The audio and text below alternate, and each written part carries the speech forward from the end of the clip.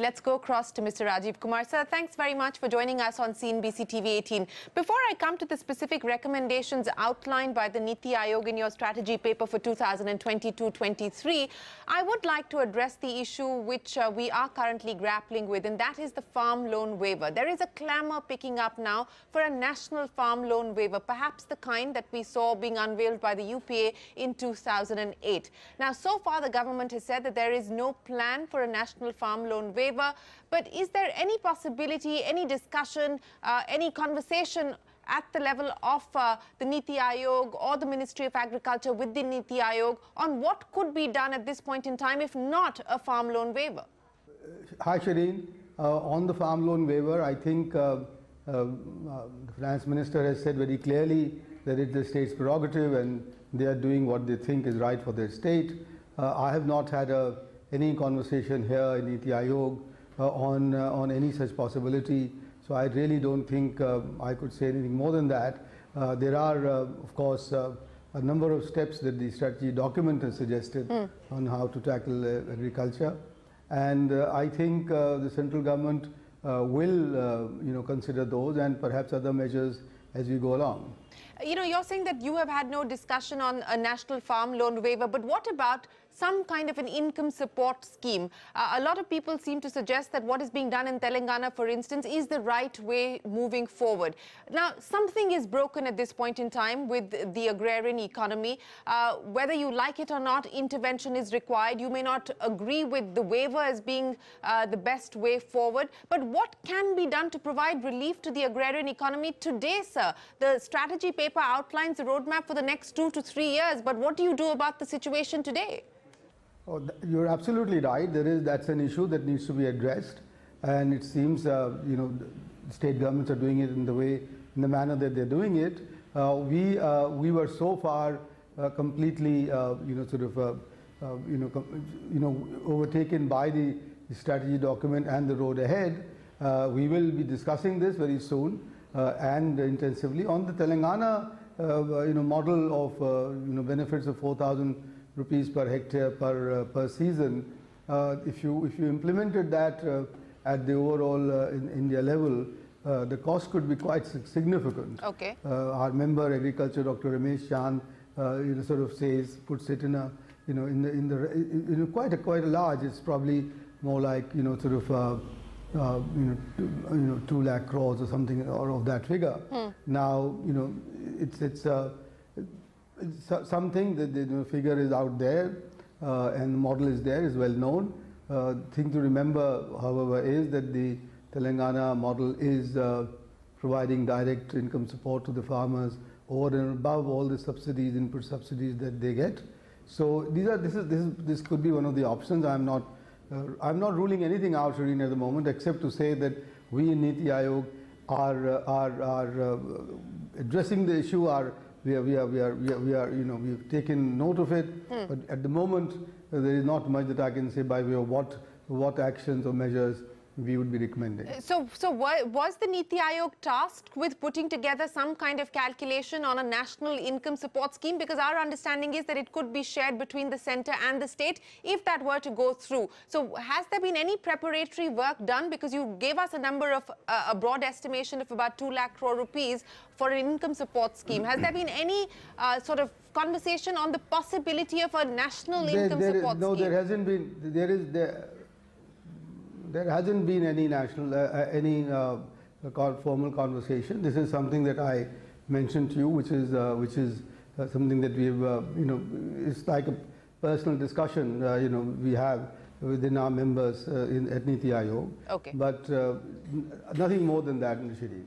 Okay, nothing more than an informal conversation. So there is no formal conversation on a national level income support scheme mirroring what we've seen the Telangana government roll out. Let me then talk to you about the road ahead, sir, because the NITI Aayog has made several recommendations, and I'll just pick up on a few of them. For instance, when you talk about marketing reforms, you say adopting the Model Agriculture Produce and Livestock Marketing Act of 2017 should be adopted by all states as expeditiously as possible. But the reality, sir, is that that till now, Arunachal Pradesh is the only state to have adopted this law. So what gives you the confidence that, that this is going to be expeditiously adopted by other states? Even the BJP's own states have not adopted it so far.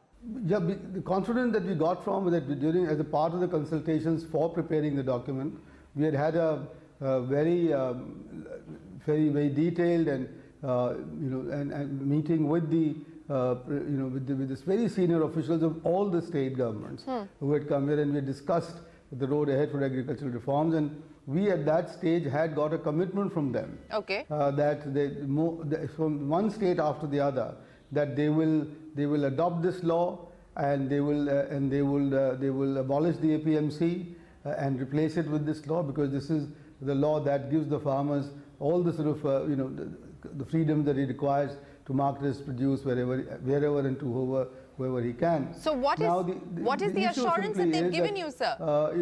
In terms of the timeline by when they will adopt this? Well,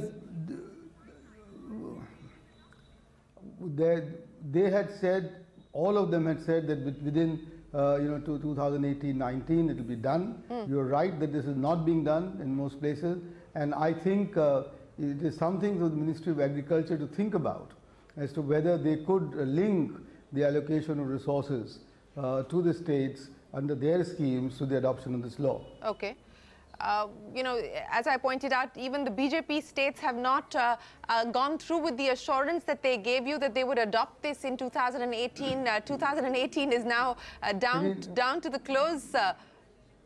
So hence my question on... Yeah, Shereen, but I mean, these recommendations in the document, in the study document, as you would expect, are of course party agnostic. Sure. And we had put it to all of them, and I assured you that we had got these assurance, we had got these commitments from all the states. I mean, I don't know of any state which were represented there which had said that this was not something that they would do. Okay. Let me then talk about the other recommendations, sir, and that has to do with price realization, because the vision document says that, the government should consider replacing the Commission on Agriculture Costs and Prices by an agriculture tribunal in line with the provisions of Article 323B of the Constitution. Now, because agriculture is a state subject and the CACP is not a regulatory body, will the setting up of a tribunal need an amendment, sir, to the Constitution? I don't think so, because agriculture, I think the Article 322,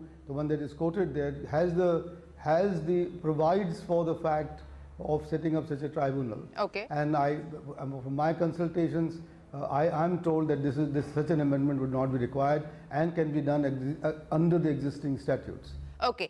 The other point that you make in the vision document is that minimum support price should be replaced by a minimum reserve price. Can you explain to us the logic and how that would be better than the current MSP regime? You see, the minimum reserve price is what has always been used, in the sense that we will not, that reserve price is the one that does not, that prevents prices from falling below a particular level, and and therefore your intervention is dependent on that and not dependent on a cost plus regime that is represented by the MSP.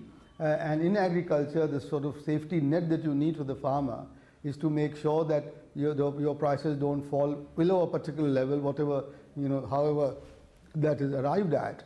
And in our thinking, that particular reserve price would be better and could be implemented much better than the support price. Okay. Because what you could do is to implement that price regime and let the farmer, as it were, give to the farmer the deficiency which might there be, in case the prices go down. So there also you prevent the stocking of food by following that regime, rather instead of in place of the minimum support price. Okay, I want to then talk about the aspiration or the stated objective of wanting to double farmers' income. And we were having a conversation with Ashok Gulati, the agricultural economist, and a lot of people echo what he has to say, that this business of doubling farmers' income in real terms by 2022-23, and I'm quoting him, looks like a cruel joke because there is such a big difference between where we are and where we want to be. All also, the fact of the matter is that we've actually seen the rate of growth of incomes falling for the farm sector quite substantially over the last few years.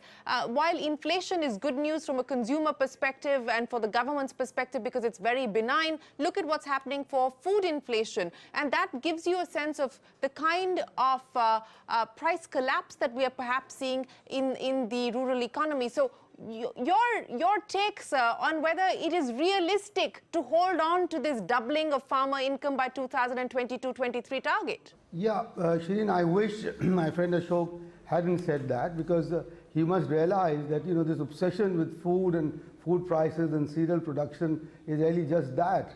You would know, and I'm sure he knows, that for example, the production of horticulture products in agriculture has now reached the same volume in tonnage terms as cereal production. Agricultural economy is diversifying very rapidly into horticulture, floriculture, dairy, fisheries, poultry, etc., etc. And that's all the kind of diversification that the farmer needs today to be able to increase his income, and I dare say even double and even go beyond that. That's one part of it. Yeah. And you know, and this whole obsession with the grain economy, the cereal economy, is what one causes, you know, leads to the people's, you know, sort of people's conclusion that this is just impossible. I give you another example. We have talked in the agriculture and the strategy document of creating agripreneurs, and which is that we want the farmer to be a part of a value chain and not be just reduced to a commodity producer.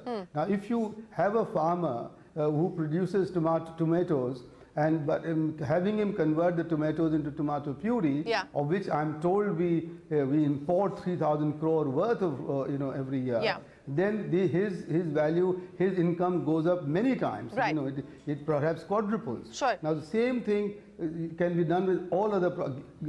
You know that our agro-processing growth industry has been very slow, much slower than what we needed today, and this can be done across the crops as value addition. The other side of it, Shereen, is that farmers' income would also increase if you reduce the cost of production of agriculture and took him away from the cycle of rising costs, rising indebtedness, and so on. And you know, and that is where the strategy document talks about the need to have a very good look at what is called zero budget natural farming, which reduces the farmer's costs significantly. And today more than 500,000 farmers are trying that out.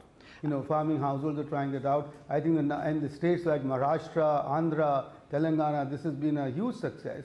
So those are the ways forward. Right. I mean, you know, just continue to harp upon the fact that the grain economy will not let the farmer's income double is, I think, completely. But on the issue of value addition and on this business of nurturing and encouraging the food processing industry, you know, we had on my show last night Piroz Kambata of Rasna, and the two issues that he raised on the program, one, of course, is the underinvestment to build out the infrastructure for the kind of aspiration that we have for value-added agriculture. Secondly, what is the plan or the thinking with respect to the involvement of the private sector in farming? It's been ambivalent. Do you want the private sector involved in farming or not? You know, various states take a different approach as far as contract farming is concerned. His point of view was that unless you do an industrial liberalization kind of move for agriculture, the story will remain the same.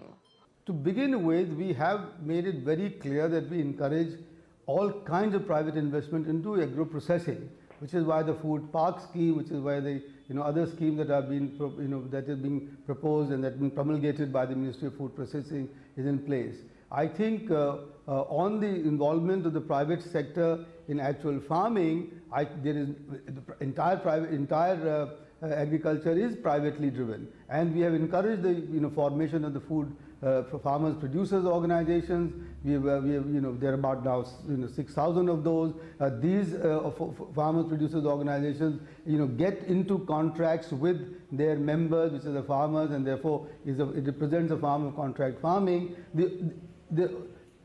Having a contract farming where there is a large company having contract with small farmers is not the only solution, or is not the only manner in which to encourage or attract private investment into agriculture. Okay. Private investment into agriculture can come into logistics, come into warehousing, which is in short supply, can come into the modernization, as I said, of farming, farming technology. Yeah. So there are many other ways of attracting the private investment, and the government is surely encouraging of private investment into agriculture and its ancillary and its ancillary sectors.